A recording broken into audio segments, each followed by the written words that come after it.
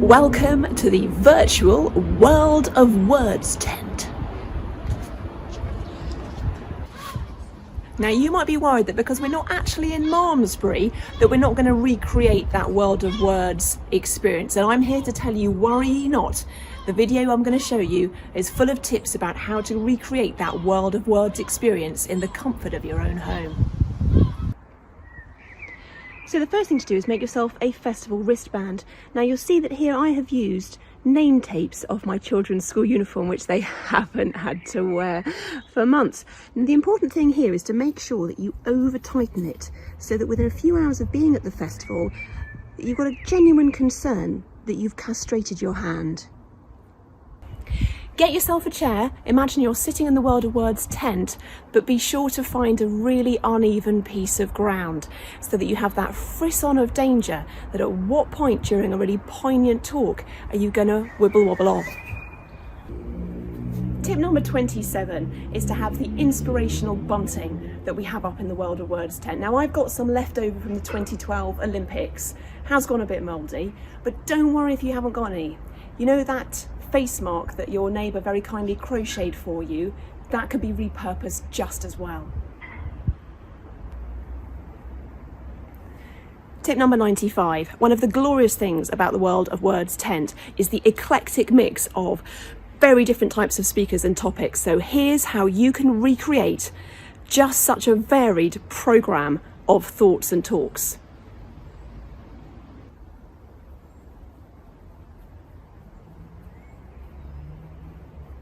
Okay, it's a cookery programme followed by a music, then whoa, something about saving the planet, and then got some books, loads of books, gardening. Everyone can be a star in the World of Words tent. So tip number 45 is, as you're listening to some of the talks, think about a completely random and unrelated question that you can ask at the end. For example, so thanks, I really enjoyed that talk about the power and politics of music over the ages, and I just wondered, what are your thoughts on geraniums?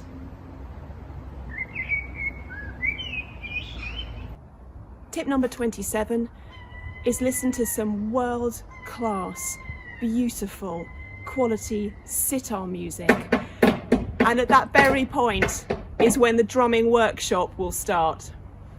Let's be honest, some people only come to the World of Words tent for one thing and one thing only, and that is when the BBC are recording. So get your practice in early for next year. Make sure that you make the soundtrack so you can tell all your mates that you've been on the radio.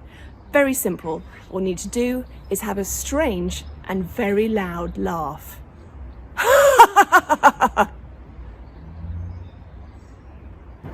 Tip number 15.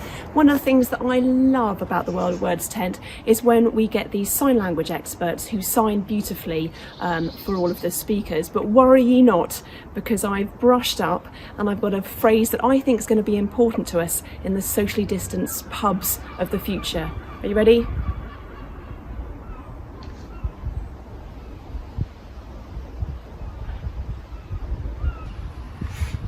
I'm Harriet Beveridge, and when I'm not emceeing the World of Words tent, I'm a coach and a comic. And right now I've put together some completely free coaching mini videos and resources. So if you want to look at handling fear, tackling overwhelm, channeling anger, dealing with uncertainty, all the stuff that's floating around at the moment, then do go to harrietbeveridge.com and you can click the links there to sign up for the free resource rucksack. I have so many happy memories of WOMAD's World of Words tent in the flesh, like the time that I met Gelong Tubton, the meditating monk, and called him Gelong, only to discover that that actually means Mr. Or the time that Jess Tom, the disability campaigner, and I were riffing about ninja squirrels and dodecahedrons whilst discussing the Sunday papers. Or the time that I got overexcited and hugged Terry Waite. I'm sorry, Terry. We've been moved to tears, we've been moved to laughter, and everything in between. So I hope you have a fabulous virtual WOMAD. There are plenty of amazing resources that we put together, and see you next year.